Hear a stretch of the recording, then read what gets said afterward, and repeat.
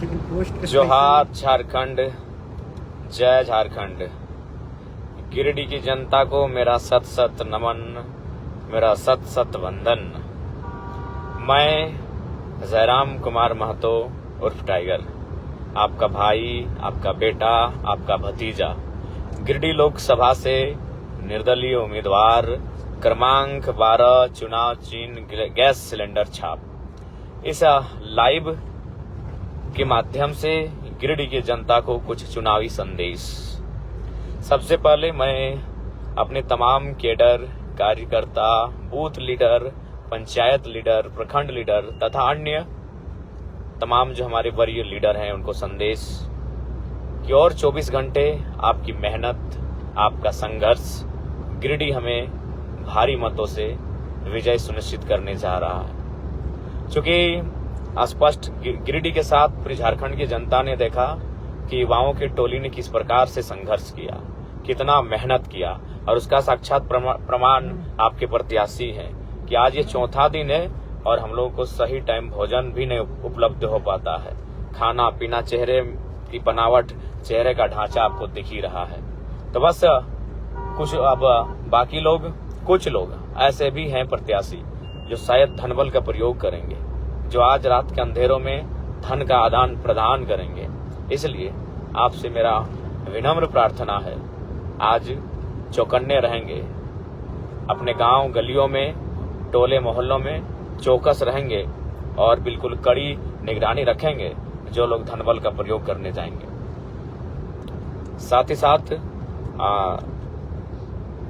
हमें वोट देने को लेकर कुछ प्रत्याशियों के दलालों द्वारा महिला दीदी लोग को धमकाया जा रहा है, महिला दीदी लोग को डराया जा रहा है कि राशन गांव के लिए सरकार की विशेष योजना है।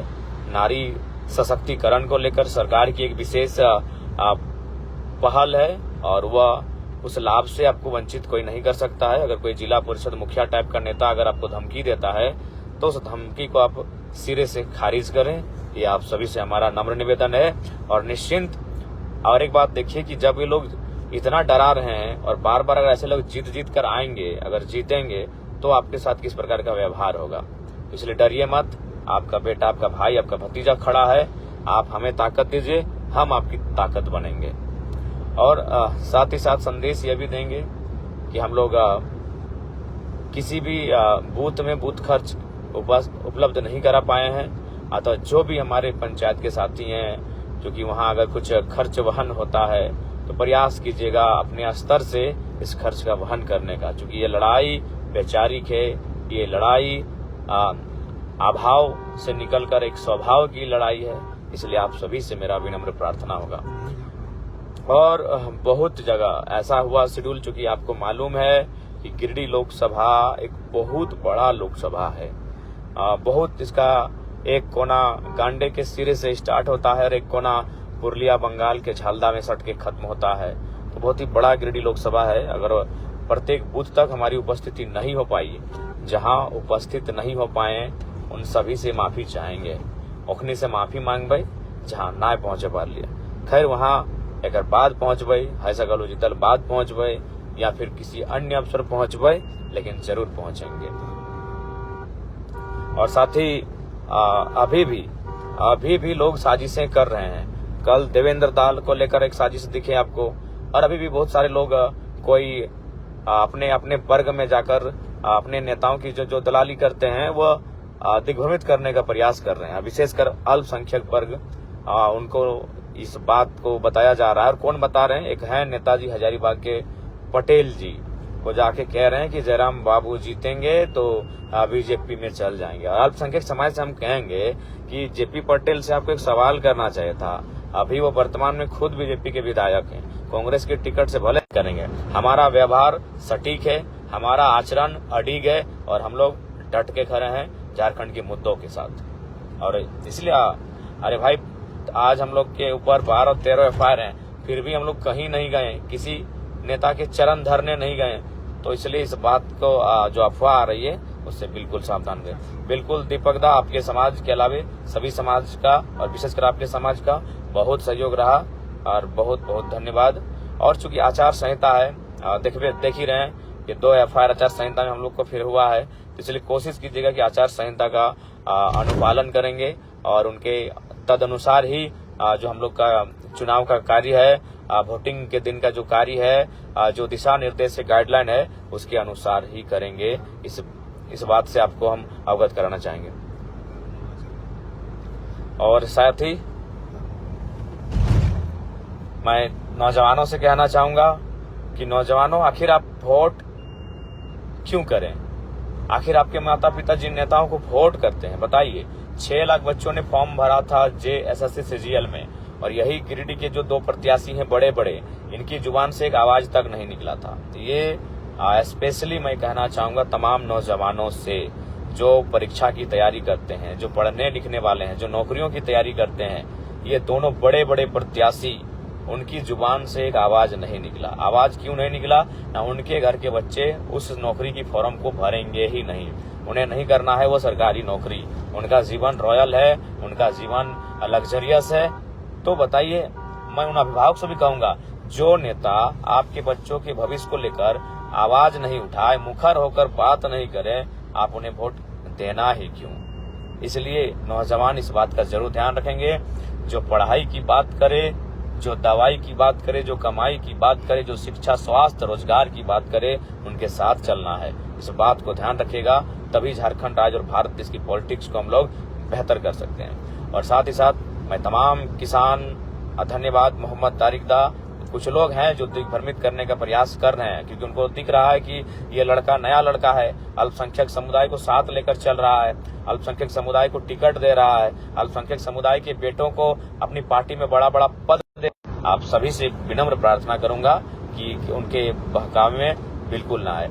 और साथ ही साथ मैं किसान वर्ग से एक अपील करूंगा कि अगर हम लोगों ने तो हमेशा किसानों को लेकर मुखर होकर कहा है, और खेती, जमी, बारी, इसे बचाने को लेकर हमेशा कहा है, तो सदन के साथ साथ हमारी उपस्थिति जब होगी तो हम लोग किसान का जो आज MSP का मामला है, जो जैसा कि हमें एक किसान मित्र भाई ने संदेश दिया था कि 20 रुपए सरकार का रेट है, लेकिन जानबूझकर जो खरीदने वाले लोग हैं वो लेट करते हैं, ताकि किसान माने प्रतीक्षा ना करे, वो बेचैनी में अपना जो उत्पादन है उसे बेचना पड़े, और वो उत्पादन वह 14, 15, 16 रुपए में बेच देता है। इससे क्या होता है कि जो अधिकारी हैं और जो दलाल हैं उनको फायदा होता है, ना कि किसानों को होता है। तो इन विषयों पर हम लोग मुखर रहेंगे, इन विषयों पर हम लोग किसानों के प्रति पॉजिटिव रहेंगे। इस बात के लिए हम लोग, और जाहिर सी बात है, और खासकर गैर मजरूबा, इसको लेकर भी मैंने हमेशा अपना संबोधन में बात को रखा है कि आज किस प्रकार गैर मजरूबा जमीन, जो कि एक खास किस्म की जमीन होती है, जिसको किसान के लोग जोत कोड़ करके अपने श्रम से, अपने खुदकट्टी की मेहनत से खुद कोड़ कर तैयार करते हैं, लेकिन आज उसकी रसीद नहीं काटी जा रही है। रसीद नहीं काटने के साथ क्या हो रहा है ये आपको मालूम है। रसीद नहीं कट रहा है तो उससे क्या हो रहा है कि वह जमीनें सरकार आसानी से हस्तांतरित कर ले रही है, किसी परियोजना के लिए, सड़क के लिए, रेल के लिए, और न जाने कई कल कारखानों के लिए वो जो GM लैंड जिसे हम लोग कहते हैं, उसे हस्तांतरित करने में से उन्हें सुविधा हो रही है। जबकि न्यायालय का सख्त आदेश है कि ऐसे जमीनों को रसीद काटने का काम किया जाए और किसानों के अधीन रहे। न्यायालय के जो निर्णय है उसको भी ठंडे बस्ते में इन्होंने डाल दिया है। तो इसलिए और साथ ही साथ विस्थापन, झारखंड की एक समस्या विस्थापन है। विस्थापित लोगों से भी मेरा अपील होगा कि आज विस्थापन पर मुखर होकर बोलने का काम हम लोगों ने किया है। निश्चय ही सदन में जब हम लोग जाएंगे तो इन विषयों पर बहुत ही बेहतर और गंभीर रूप से तथ्य और तर्क प्रस्तुत करेंगे, जिससे कि विस्थापित के पक्ष में बेहतर कानून बनाए जा सके। और बिल्कुल दिल्ली हमारा इसलिए भी जाना जरूरी है कि आज जिस प्रकार से झारखंड खनिज संपदा से परिपूर्ण झारखंड जिस प्रकार से लूट रहा है, लूटखंड बना हुआ है, तो उसे बचाने के लिए हमें लगता है 40% खनिज देने वाला झारखंड आज सदन में खड़ा होकर 40 मिनट का डिस्कशन झारखंड के ऊपर डिमांड करेगा। बाकी आप सभी से विनम्र प्रार्थना है, विशेषकर हमारे जो केडर हैं, कार्यकर्ता हैं, संयम बरतेंगे, अनुशासनहीनता का नहीं अपितु अनुशासन का परिचय देंगे और सूझबूझ के साथ, चूंकि चुनाव हम लोग के पक्ष में है, बरकरार रखेंगे और मुझे उम्मीद है कि चुनाव हम लोग भारी मतों से जीतेंगे और गिरिडीह लोकसभा का नया अध्याय बनेंगे। वोट में चोट मार। और साथ ही साथ वोट गुप्त होता है, इसीलिए लोग डराते हैं। डराने दीजिए, जो भी आपको कहता है आप उसको बोल दीजिए हम आप ही को वोट दिए हैं। वोट मतदान गोपनीय होता है, मतदान गुप्त होता है। यदि आपके बूथ से उस पार्टी के लोगों को 10 भी वोट गया तो दावा कर दीजिएगा 10 वोट मेरा है, क्योंकि वोट गुप्त होता है। डरने की कोई आवश्यकता नहीं है। वहां कहीं किसी प्रकार का लिखा नहीं जाएगा कि फलाना नाम के व्यक्ति ने फलाना पार्टी को वोट किया है, फलाना कैंडिडेट किया है। वोट गोपनीय होता है, वोट गुप्त होता है, इस बात का ध्यान रखेंगे। इसीलिए किसी से डरने की आवश्यकता नहीं है। आपसे आग्रह है, निवेदन है। और साथ ही साथ प्रयास कीजिएगा, शराब का बड़ी जोरदार प्रचलन चलेगा, तो उससे थोड़ा सा बचने का प्रयास कीजिएगा। मांस मदिरा का प्रचलन बढ़ेगा इन कुछ घंटों में, तो इसलिए उनसे बचने का प्रयास कीजिएगा और अपने साथियों को भी बचाने का कार्य कीजिएगा। मैं आप सभी से विनम्र प्रार्थना करूंगा। बाकी जोहार झारखंड, जय झारखंड।